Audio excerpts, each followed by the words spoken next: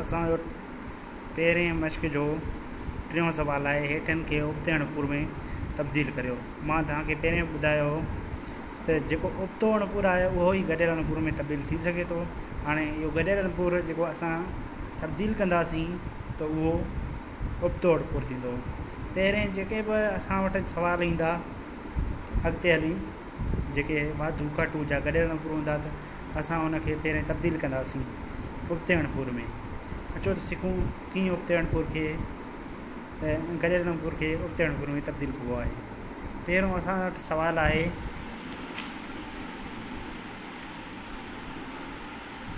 ॿ सॼा हिकु भाङे टे। अचो त ॾिसूं कीअं ईअं हल थींदा आहिनि।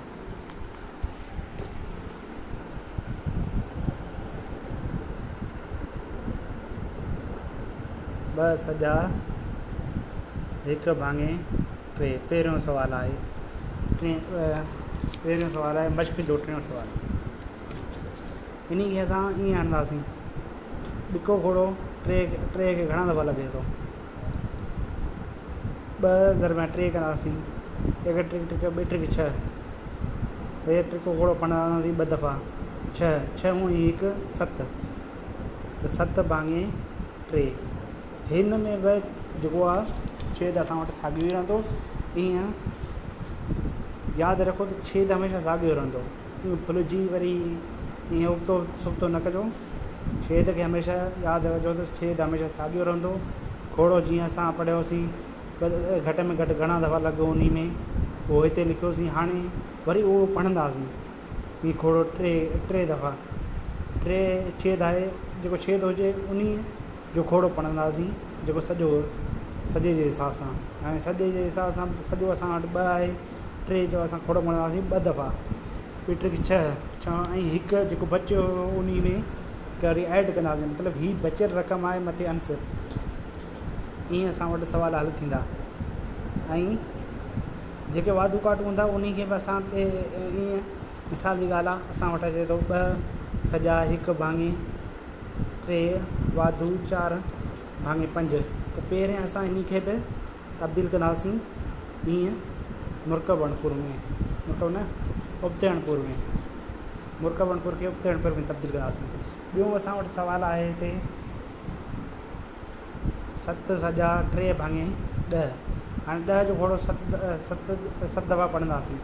7 ॾांहुं 70 ऐं 3 बचियल रक़म आहे अंश ऐं 3 ऐड कंदासीं 70 में त घणा थींदा 73 भाङे 10।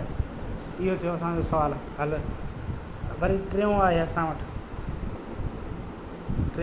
आहे 4 सॼा 3 भाङे 11।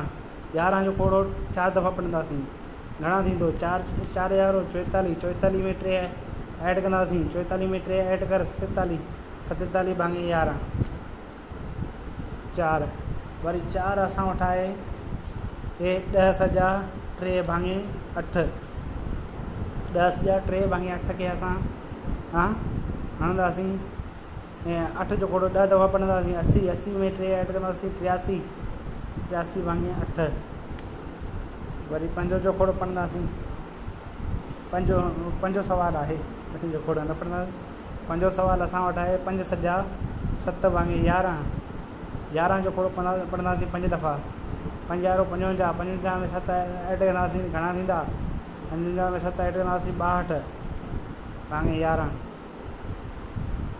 हीअ असांजो पहिरें मश्क जो टियों सुवाल हुयो।